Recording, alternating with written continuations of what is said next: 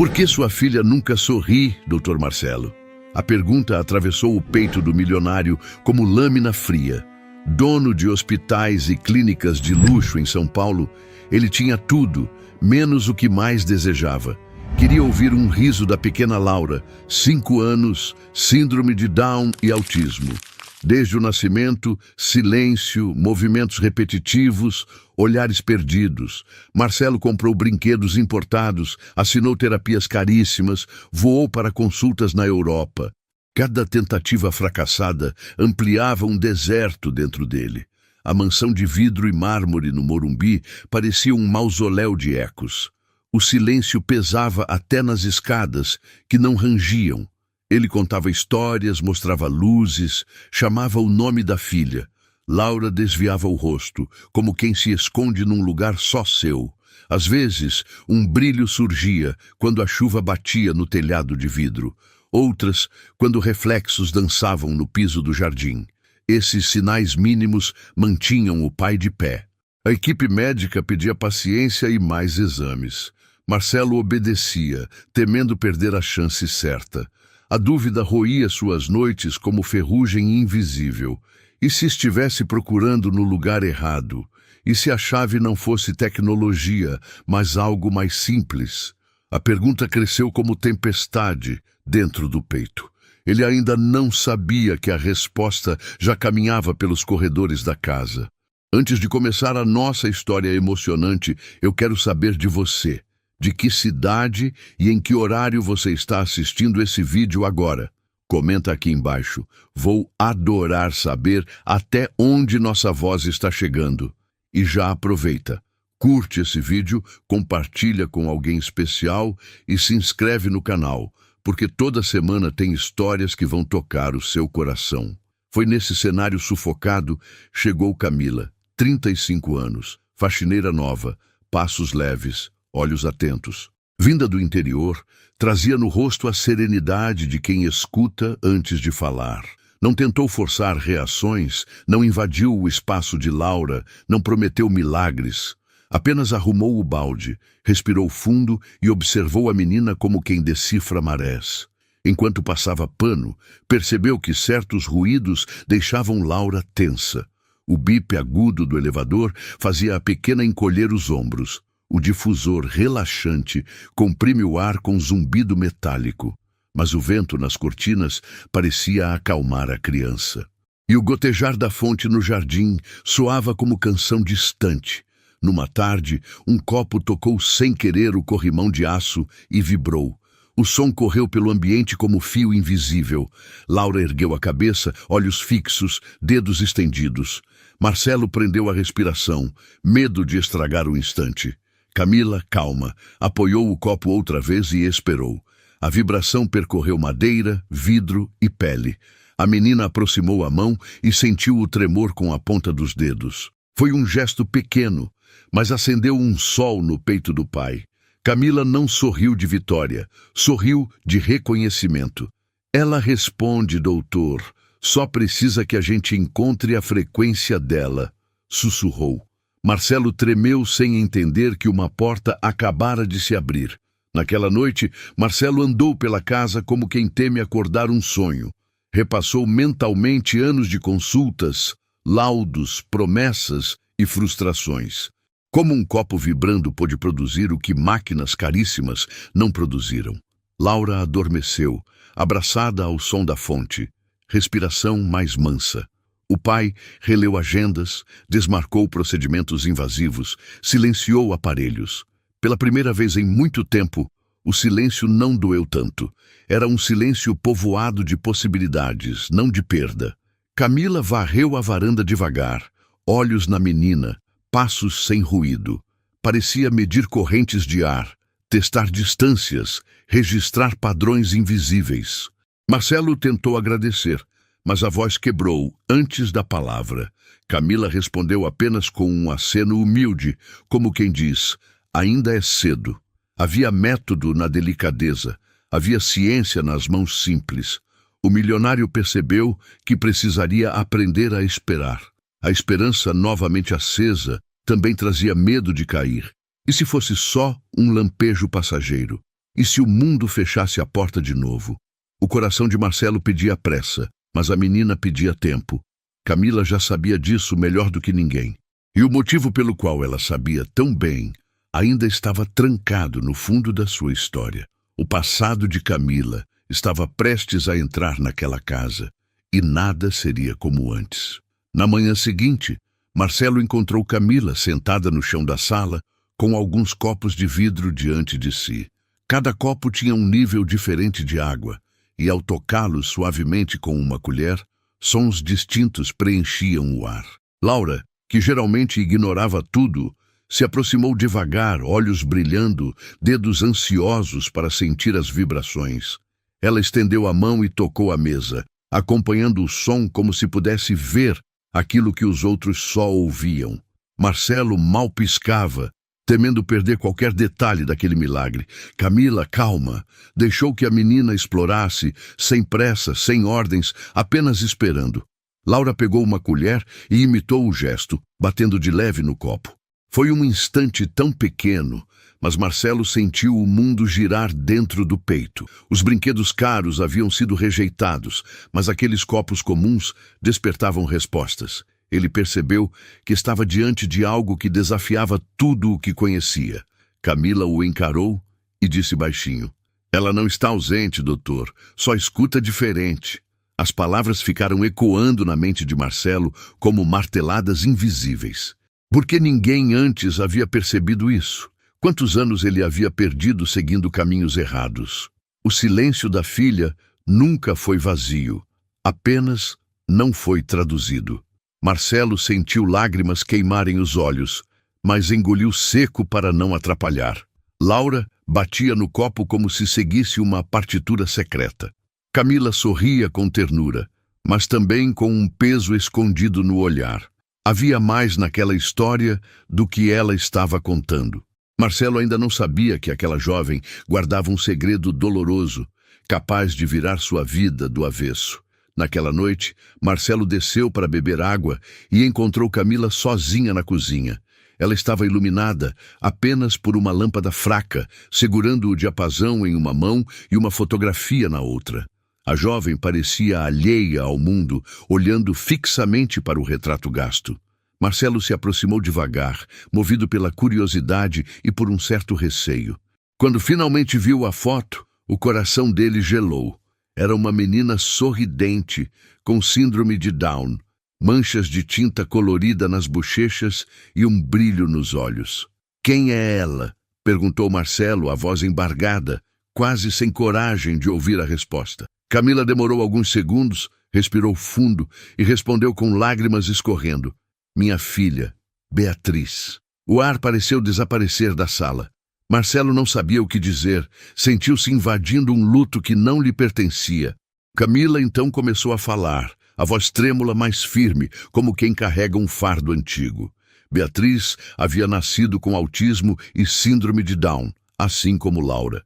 Desde muito cedo, reagia apenas a sons específicos, a vibrações quase imperceptíveis. Enquanto outras crianças brincavam com bonecas, Beatriz sorria apenas quando uma panela vibrava ou quando a chuva batia forte no telhado. Camila, sem recursos, inventava instrumentos com o que tinha em casa. Panelas, cordas, copos d'água, tudo virava uma orquestra improvisada. A jovem descobriu que o silêncio da filha não era ausência, mas linguagem. Ela anotava cada detalhe em cadernos escondidos como se fosse uma cientista sem diploma. Mas a vida foi cruel. Beatriz faleceu aos 8 anos, vítima de uma crise respiratória inesperada. Camila guardou o diapasão como lembrança do elo que jamais seria apagado.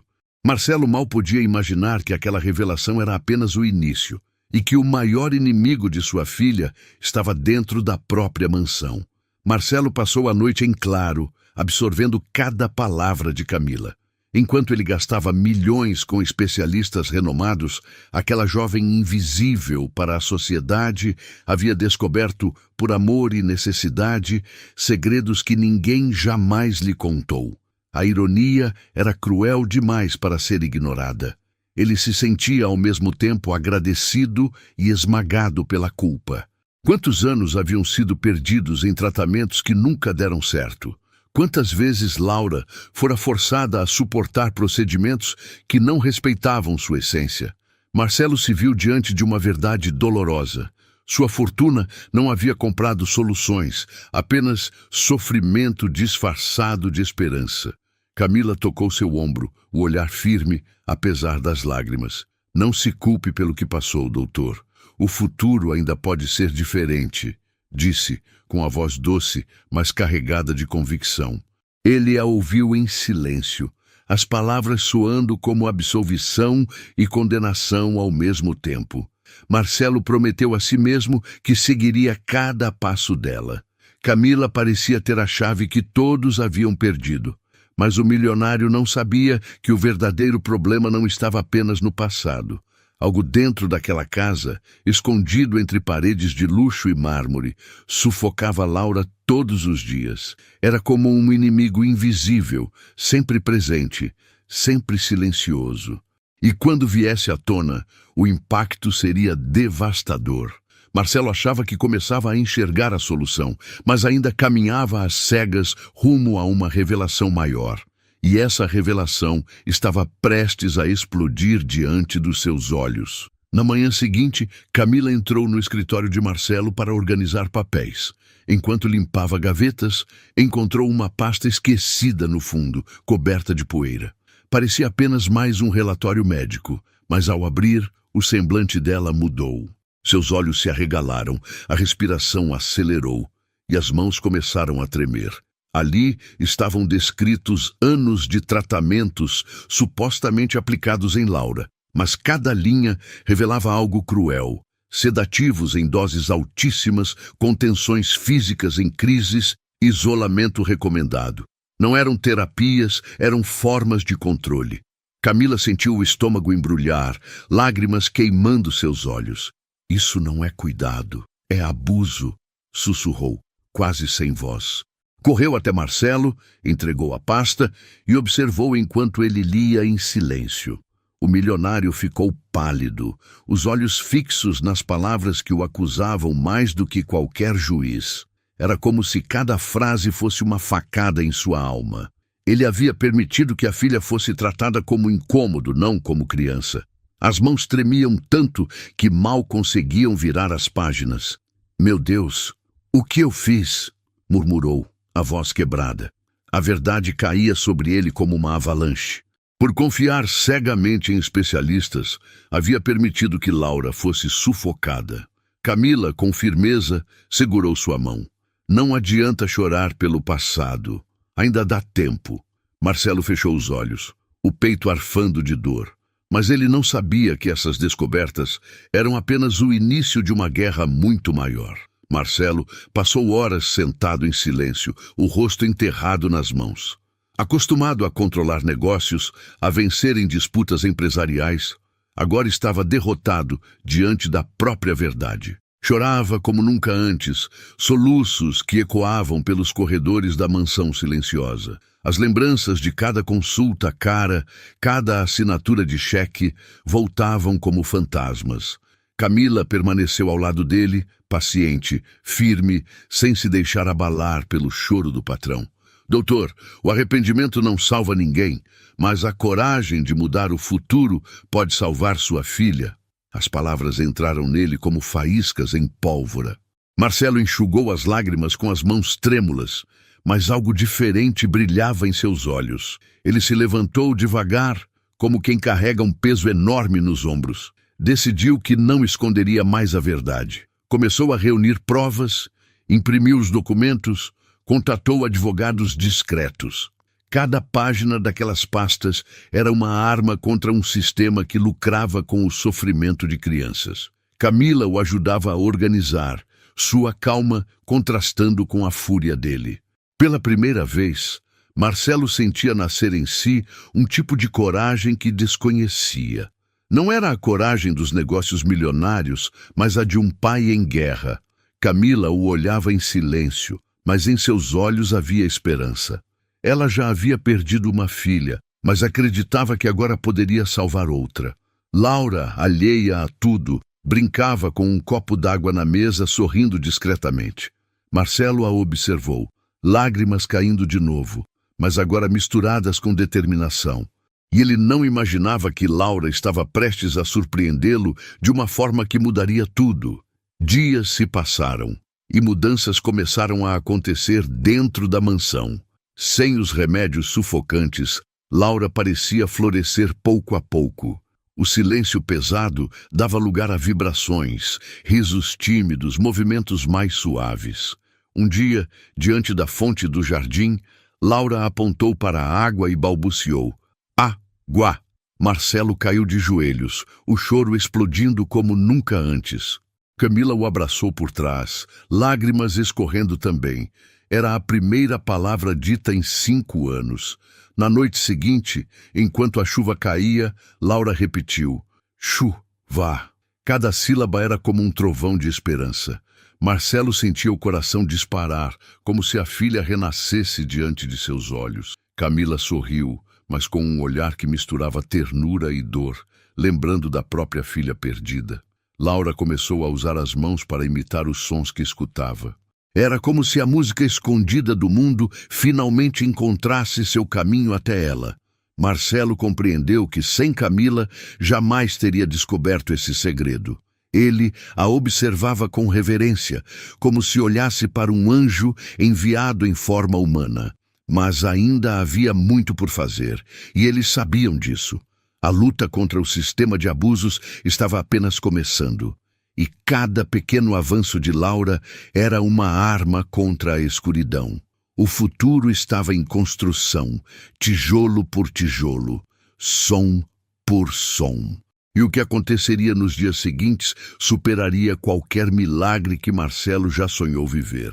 O processo contra os médicos e clínicas avançava com dificuldade, mas Marcelo não recuava. Advogados alertavam sobre riscos, ameaças veladas chegavam por telefone, mas nada o fazia parar.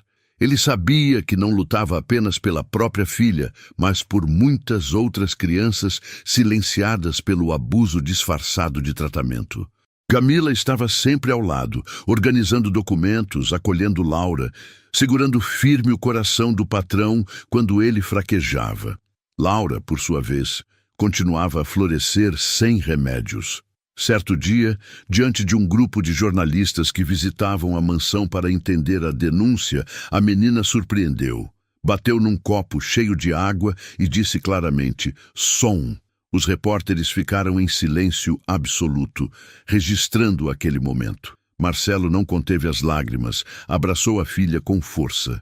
Camila, emocionada, sorriu com um orgulho que misturava dor e vitória.